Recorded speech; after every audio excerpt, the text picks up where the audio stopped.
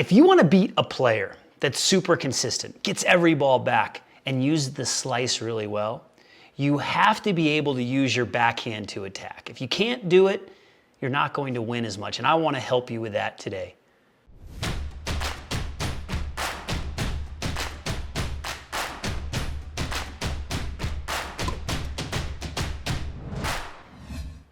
My name is Jeff Salzenstein. I'm the founder of Tennis Evolution, one of the leading online tennis instruction websites in the world. We're going to bring you some real live action, some real tangible tips to help you with your single strategy, help you attack those annoying opponents that just get every ball back. They slice, they dice, they make balls. You've got to be able to attack. I'm going to show you how to do it with a backhand approach shot today. All right, let's dig into this point. This approach shot on the backhand side comes after a serve. So it's so important, again, to train your serve plus one. You want to practice serving and you want to practice being solid on your first ball and executing. That's going to give you the most bang for your buck. Highest leverage is serve plus one and return plus one to really practice those two shots. So the serve goes wide and it goes to the backhand side. Let's watch. Slice approach, floats a little bit and gets past. So there's a number of things that can be improved here. I'm going to point out at least 3 here that are very important to consider. So the first thing to consider, okay, coming out of the serve, you want to be looking for forehands. Now that one's tricky. That's probably going to be a backhand, so I'm okay with that. But what I want you to notice here, the first thing I want you to notice is the footwork. So notice how the player in the orange comes up. He's on his front foot. That can work, but I'm going to explain something in a moment. If you are going to do this, you must use what's called a Carioca. But you see how off the front foot, the back foot comes slightly in front on the landing. So it's just not as efficient and as rhythmic as it could be. So I advise a Carioca footwork pattern here on maybe half the time. It's a judgment call, and I'm going to show you another footwork pattern here that's actually more beneficial, and I'm going to break it down for you in a few minutes. So 1 is using a Carioca footwork pattern. 2 is possibly using what's called a run-through footwork pattern. This is where you hit this slice off of the left foot here, and as you hit it, you pivot or you switch to the right foot. So you're changing the configuration of how you use your feet. The reason you use this here is because you're moving slightly left and off the court. So if you use the Carioca, you can see how it takes his momentum this direction a little bit. If you use a run through, you can actually move towards the middle easier. So that's a big thing. Again, I'm going to explain both in further detail later in this video, so you're going to want to stay around for it longer. Now the next thing to look at is the racket work. I'd like to see a little more, even more inside the ball. I know he comes down on the ball. It's okay to come down on the ball, but you can almost see how the racket almost touches the ground. It might even touch the ground.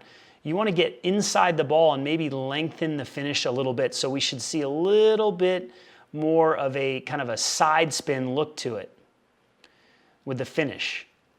So this is more of a chop, a little more of a chop instead of getting inside the ball. Now when you get inside the ball can still float like this. You see how high this ball goes over the net? I see this a lot. Players need to aim much lower on their slice. If they hit it clean, they could actually aim near the middle of the net or just above the middle of the net so that as it crosses the net, it's rising over the tape. If you're missing this shot in the tape, it actually means you're on the right track.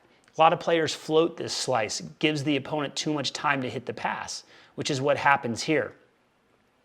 Now, in general, I like where this approach shot goes to a lefty. It goes to the what's called deuce cage, to the middle part of the court on the deuce side, and it goes to the backhand side. But the problem is there wasn't enough stick on this volley. So you have to get more stick on it, and that's what I talked about, aiming lower and just skimming the net strap. It takes a little bit of risk, a little bit of practice, but you need to make sure that ball goes lower over the net and doesn't float. Now, another option with the aim is to actually go more down the line and, like I said before, hit more side spin on it, bounce it here and have the ball tailing off the court with side spin. It bounces and goes off the side. That can be very efficient on a shot like this, especially playing against this lefty, having it slide away from him. Now, the final point that I want to make here before I go deeper into the footwork is I want you to notice where the recovery is. So this step could have been bigger right here. So this step could have been bigger and this step could have been bigger. I see a lot of players when they come in, they take small little steps and they don't cover enough ground. You've got to take bigger steps. And what I would do coming through here is this step right here would be bigger and it would be somewhere in here. And then the second step would be bigger and it would be somewhere more to the right.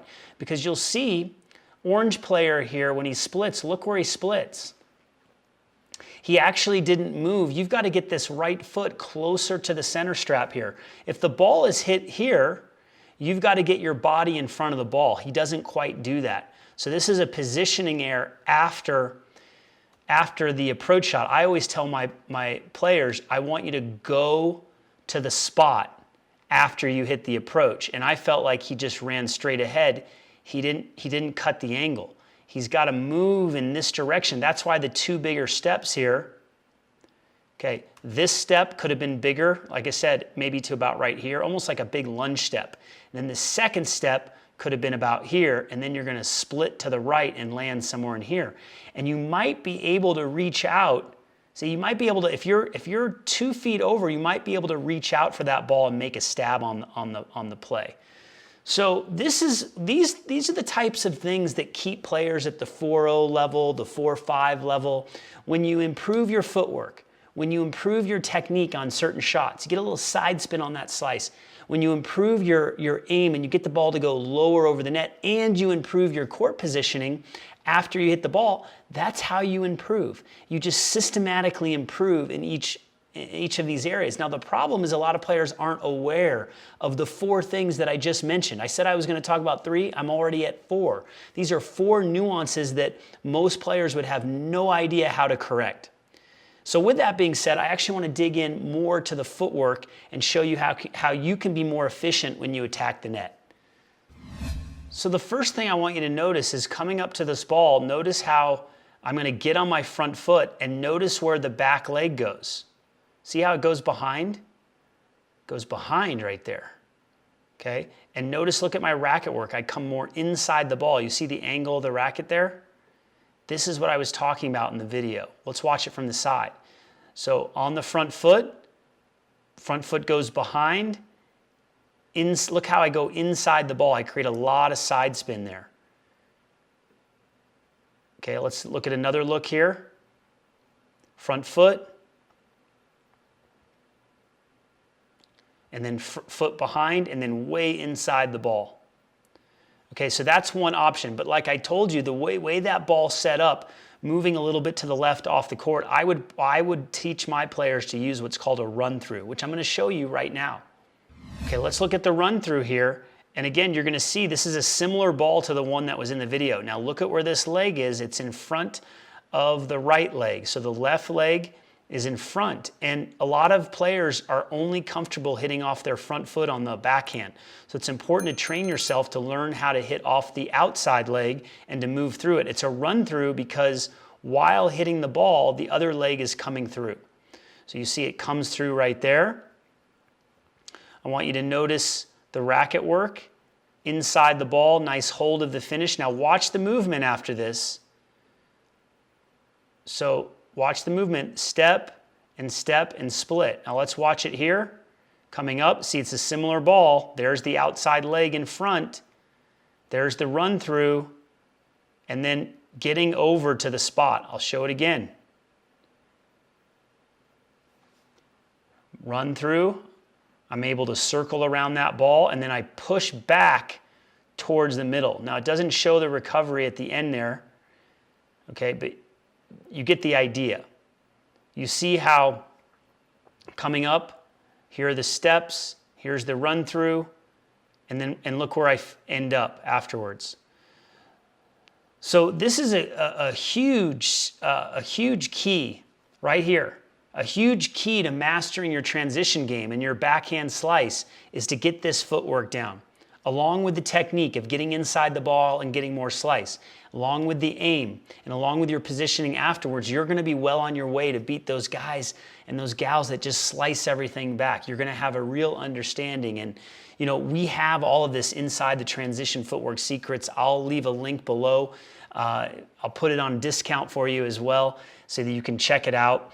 But also, I've got a free gift for you. No credit card required. You don't have to pay anything. I want to give you 21 free lessons inside our membership.